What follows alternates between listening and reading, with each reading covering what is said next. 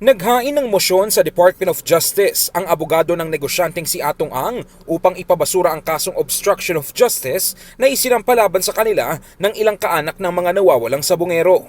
Iginit ni Attorney Caroline Cruz na mali ang pagkakasangkot sa kanya sa kaso at walang sapat na batayan ng mga aligasyon. Ayon sa kanyang abogado na si Attorney Isabela Sabio, biktima si Cruz ng maling paratang at baluktot na paglalahad ng mga pangyayari mula sa mga nagrereklamo. Aminado ang kampo na nagbigay sila ng tulong pinansyal sa ilang pamilya, ngunit ito umano ay para lamang sa pamasahe at pagkain at hindi kapalit ng anumang kasunduan. Iginit din nila na walang dokumento o anumang kondisyon na ibinibigay kapalit ng naturang tulong. Sinagot din ng mga pamilya ng mga nawawalang sabungero ang mga paratang laban sa kanila sa ginanap na preliminary investigation. Sa kanilang counter affidavit, iginit nilang walang katotohanan ng aligasyon na tumanggap sila ng bayad mula sa kampo ni Ang kapalit ng pag-urong ng kaso. Ano pong sinagot niyo, sir? Ano lang naman po yun, PA lang po para sa para patunayan po namin na wala naman pong areglo.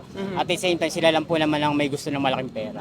Bagamat hindi sila tumatanggi na tumanggap sila ng tulong pinansyal, nanindigan ng mga pamilya na wala itong kapalit.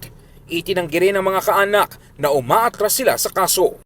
Hindi po kami watras sa kaso. Wala po pong nangyayaring hearing kasi po yung kaso namin Santa Cruz nilipat pa po sa Quezon City kaya wala pa pong hearing na nangyayari. Tuloy pa rin po yung laban ng kaso namin.